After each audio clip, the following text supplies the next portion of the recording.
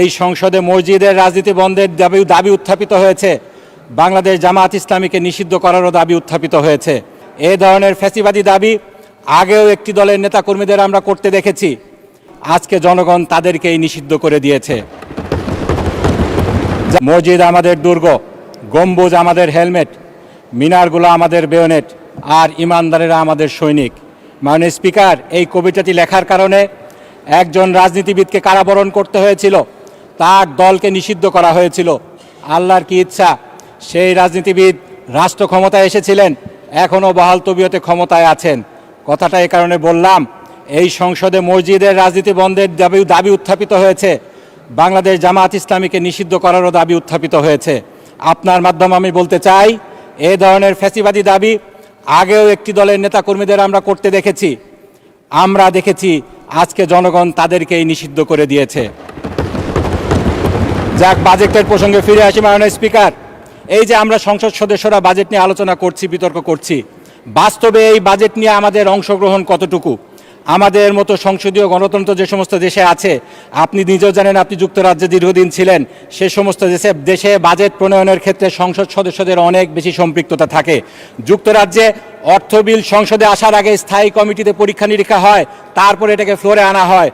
অন্য অনেক দেশে সাধারণ আলোচনার পরে বাজেটের বিভিন্ন বিষয়গুলা মন্ত্রণালয়গুলোতে, স্থায়ী কমিটিগুলোতে পাঠানো হয়, সেখানে বিস্তারিত পর্যালোচনা শেষে এটাকে পুনরায় সংসদে এনে পাশ করা হয়। অথচ আমাদের দেশে বাজেট প্রণয়ন কারা করেন? আপনারা করেন।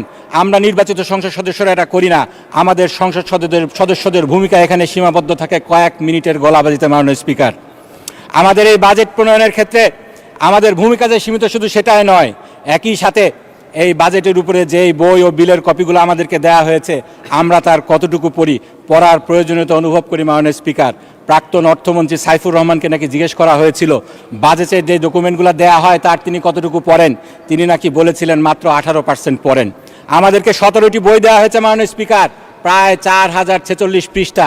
একটি বই সাস্টেনেবল ডেভেলপমেন্টের উপরে যে বইটি দেওয়া হয়েছে, সেখানে পিছনে একটা QR কোড দিয়ে সংযুক্তিগুলা অন্য আরও ডকুমেন্ট বলা হয়েছে অনলাইন থেকে পড়া যাবে। এই যে ডকুমেন্টগুলা আমরা পড়িও না, পড়ারও প্রয়োজনীয় অনুভব করি না, কারণ এই বাজেট আমরা প্রণয়ন করি না। আমাদের ভূমিকা শুধু বাজেট পাশ করা, রবার স্ট্যাম্পের মতো। আমাদেরকে যদি সত্যিকার অর্থে সংসদীয় গণতন্ত্রকে প্রতিষ্ঠা করতে হয়, তাহলে আমাদেরকে এই সংস্কৃতির পরিবর্তন করতে হবে। মাননীয় স্পিকার, বাজেট প্রণয়নে সংসদ সদস্যদেরকে সম্পৃক্ত করতে হবে। আইন করে মন্ত্রণালয় সংক্রান্ত স্থায়ী কমিটিগুলোতে এই বাজেট নিয়ে পর্যালোচনার ব্যবস্থা করতে হবে। মাননীয় স্পিকার, সরকার দলীয় সংসদ সদস্যরা বলছেন এই বাজেট নাকি যুগান্তরকারী। আসলে কি সিরিয়াসলি? মাননীয় স্পিকার, গত এক দশকের বাজেটগুলো যদি আমরা পর্যালোচনা করি, তাহলে কি দেখব? কিছু সংখ্যা এবং ভাষাগত পরিবর্তন ছাড়া কাঠামোগত কোনো বড় পরিবর্তন কি আসলেও হয়েছে? হয়নি। মাননীয় স্পিকার, আমি দুঃখের সাথে সেজন্য বলছি, এই বাজেটও পূর্ববর্তী বছরের বাজেটগুলোর মতো গতানুগতিক, শুভাঙ্করের ফাঁকি, গণবিরোধী এবং আগামী বছরের লুটপাটের পরিকল্পনা। মাননীয় স্পিকার, আমি প্রত্যেকটা পয়েন্ট উদাহরণ দিয়ে বুঝিয়ে দিব কিভাবে শুভাঙ্করের ফাঁকি। মাননীয় স্পিকার, বলা হচ্ছে ইতিহাসের সবচেয়ে বড় বাজেট। আসলেই কি? মাননীয় স্পিকার, 1972 সালে আমাদের বাজেটের পরিমাণ ছিল 786 কোটি টাকা। সে সময় বলা হয়েছিল যেহেতু এটা বিসমিল্লাহ রিপ্রেজেন্ট করে, সেজন্য বরকতের জন্য রাখা হয়েছিল। এটা বিসমিল্লাহকে রিপ্রেজেন্ট করে না, সেটা ডিফারেন্ট ইস্যু। মাননীয় স্পিকার, কিন্তু সে সময় স্বর্ণের ভরি কত ছিল? 160 থেকে 170 টাকা। সেটা আজকে বেড়ে 1400 গুণ বেড়ে হয়েছে 2,42,000 টাকা। সেই তুলনায় বাজেট কতটুকু বেড়েছে?